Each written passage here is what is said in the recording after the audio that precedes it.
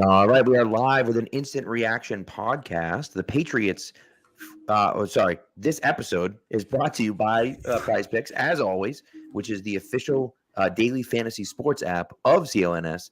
Download the app today, put in CLNS as the promo code. They'll match your first deposit up to $100. So the Patriots, Matt, are sitting on the board at 34. Keon Coleman goes right before they pick at 33. And they look at it and say, no, we're good. We don't want that.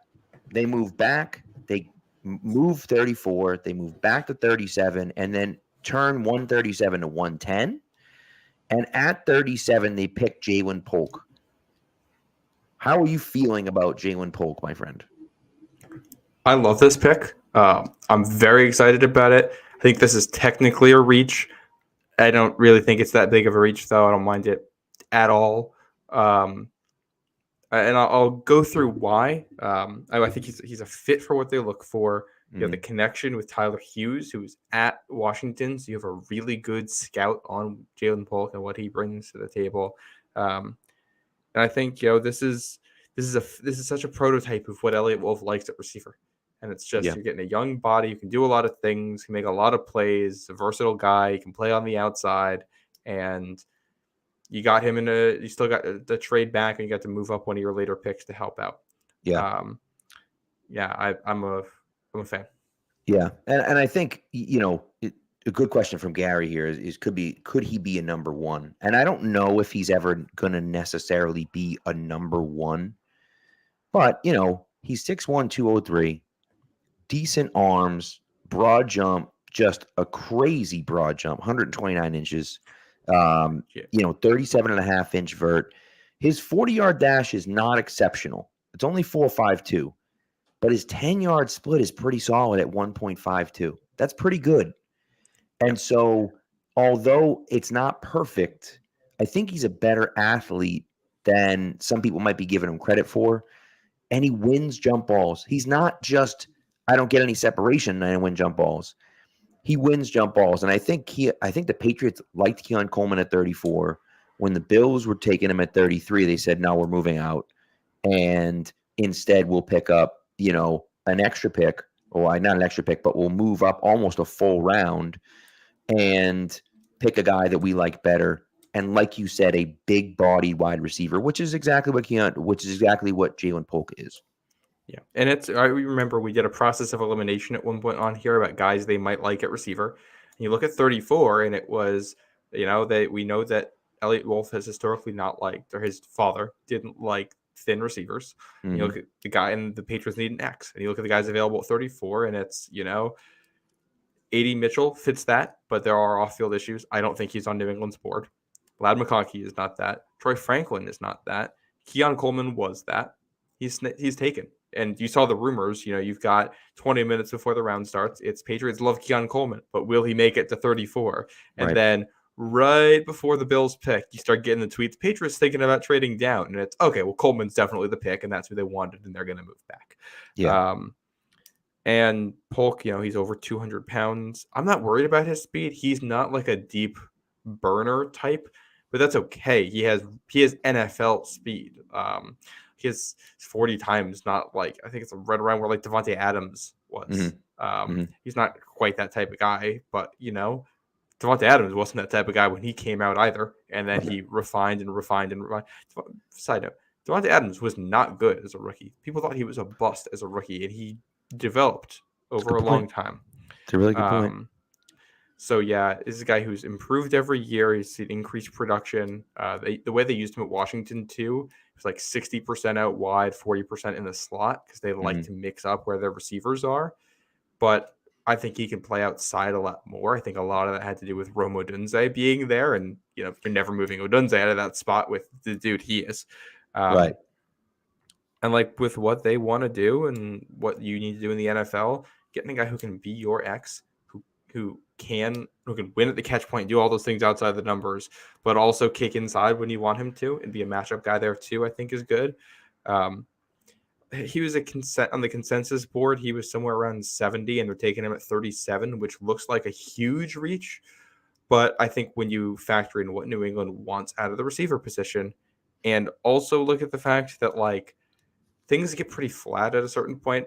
The difference in grades between a guy at 28 and 68 is not massive. And if New England had him a little bit above consensus and had less receivers on the board and it's a position in need, and you trade back and still get him, I think it all comes together in the process. Makes Well, sense. and that's really what it comes down to, right? Is that like, we got a run of D tackles going right now. Tavondre Sweat just got taken. Braden Fisk just got taken.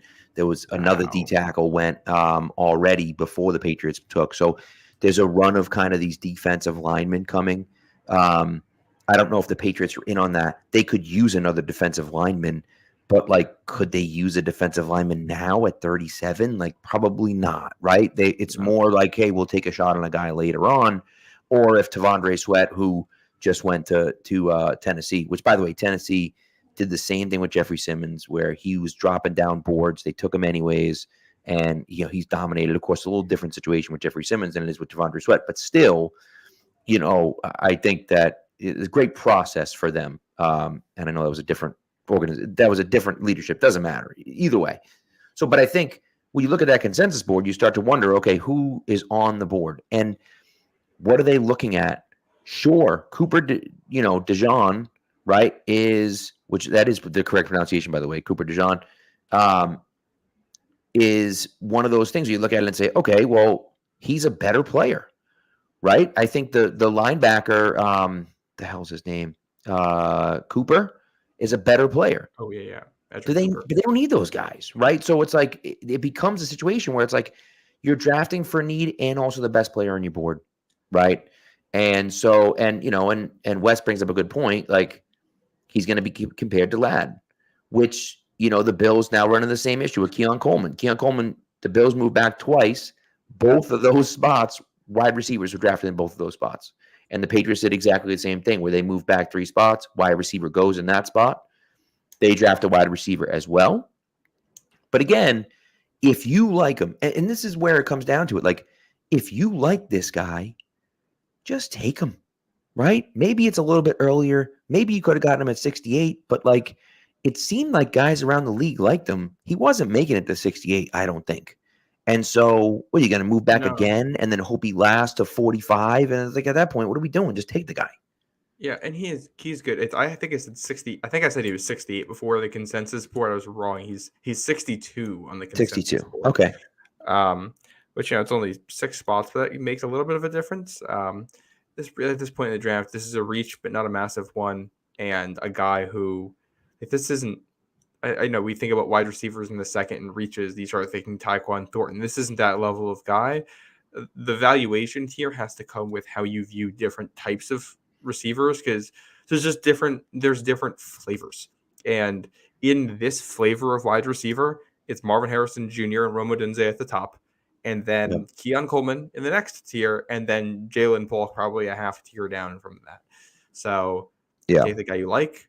This also is interesting because it tells me they don't necessarily love the offensive tackles on the board right here, which I'm not surprised by. I don't think we're past the plug in and play starter point there.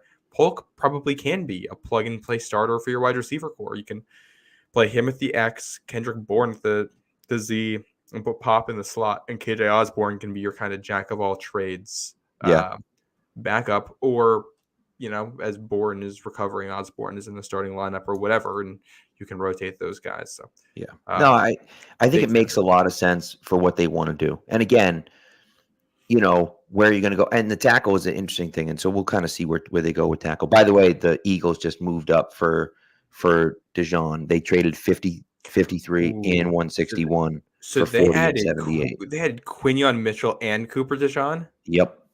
That secondary is going to be lethal. So, but anyways, I think ultimately what it comes down to with Polk is that he's a pretty good route runner.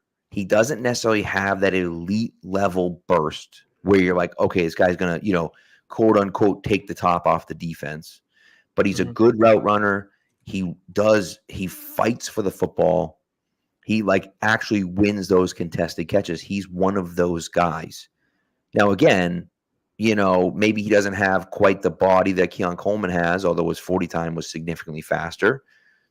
They look kind of similar on film, though. Either way, right? But his 40 time was a lot faster if you look at the numbers. And I think, he's a guy I think you can develop, right? And Michael Penix Jr. had a great year, obviously, at Washington. But like you said, you have Washington's wide receiver coach. And of course, he's going to be biased towards his guys, of course. Yeah. But he also now is coaching for his job too, right? So if he puts his name as a brand new coach in the NFL for the first time ever coaching in the NFL, he puts his name on this guy that he had, and this guy comes in and stinks it up. Well, these are going to look pretty bad, right? So it becomes one of those things where it's like, hey, we know this guy really well. We know what he can do. We know what he brings, and we're comfortable with it. And, and you kind of go from there. So that's where I'm at. I like it. I think it makes a ton of sense for the Patriots. They needed a wide receiver.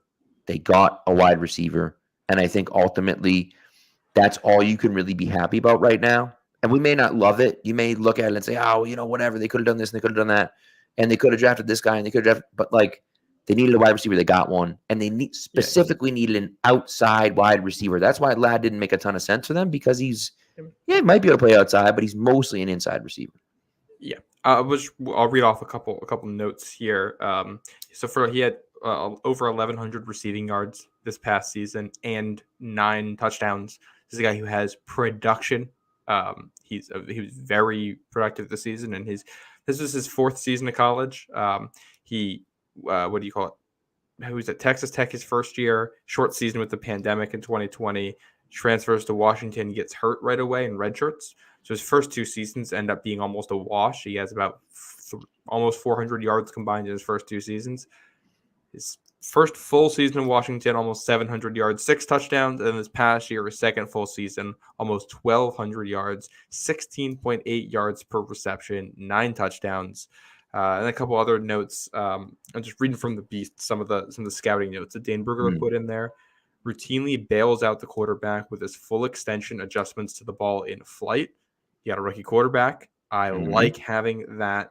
Runs well with speed releases versus press, and has the acceleration to stack and get on top of coverage. You can play him against press corners on the outside, and he can win. We've been looking for a guy who can do that consistently since, the brief stint with Josh Gordon. Mitchell. Yeah. Not afraid to work over the middle. Shows urgency in the quick game. Those are 2 things he's going to be asked to do in this offense, and he's willing to do it. Those are all awesome things. You'll love his mentality as a blocker. Washington coaching staff, hint to Tyler Hughes, who's on New England now, speaks highly of his work ethic and daily approach in practices and in games. Their head coach said, quote, JP is one of the toughest and strongest kids we have on the football team. This is what you were looking for out of a guy like this. I'm going to be honest. I read through that thing, and it's the only reason he's not a consensus second-round pick is because he has good but not great athleticism. So you question just how high the ceiling is, but he can jump out of the building, and he's already been productive. So I don't really care that much, to be honest. Right. When the vertical and the broad jump are that good, that means that there's athleticism there. It means that there's athleticism there, and so you like to see that again. Who knows if it's going to translate on the football field, but it certainly did in Washington, and you hope it does. And James is asking about if he's a chain mover, and I don't know if I'd call him necessarily like just a chain mover, but I would agree that there's definitely an aspect of that. He's not a take the top off the defense guy, but he is a guy that will get open for you. And again, he's averaging almost 18 yards of reception, so he's not just we're going to get 8 yards here and 9 yards here and 10 yards. He's picking up. He's a big play guy as well. He's just not a speed guy. Well, like he wins deep with technique, not burning speed. Yes. Which we've also seen. We've seen what burning speed, no technique looks like in New England the past 2 seasons with a second-round receiver. So I'll take the guy who has some nice technique there. Also, Drake May has weighed in. He just tweeted out, quote, stud, 2 exclamation points, let's work, fire emoji. So big fan of this. Yeah, I like, oh, wait, never mind. I got confused with my Twitter notifications. I thought the Patriots were on the clock and had traded up again, but no, it's just the 1 pick. Yep. Yeah. So the Patriots are on the clock again at 68. Here's what's really interesting for me. as we kind of look what's going on here and just kind of read the tea leaves as to what's happening next. There's been a ton of defensive players that have gone off the board. People are moving all over the map. There's been a billion trades here at the beginning of the second round for defensive players.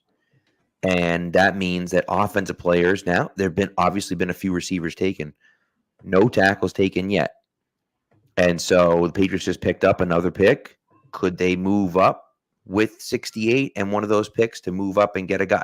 I don't know. And I'm not saying that they're going to do that, but I do think that there's enough guys on the board that they can get a tackle that they like at 68, or again, going out and going up and moving it. So I like it.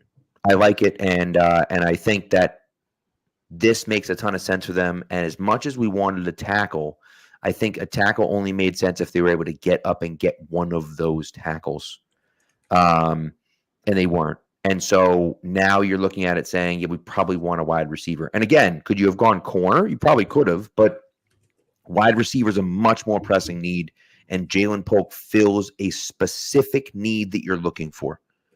And that to me is huge. And so that's why the Ja'Lynn Polk move makes so much sense for me, and why I like it ultimately at 37. I'm a fan. So, all right. That's what we got. Thank you for coming out, guys. We appreciate it. And we will be back when the Patriots pick at 68 or before or after. Who knows? We'll see. But thanks for coming through again, and we'll talk to you then.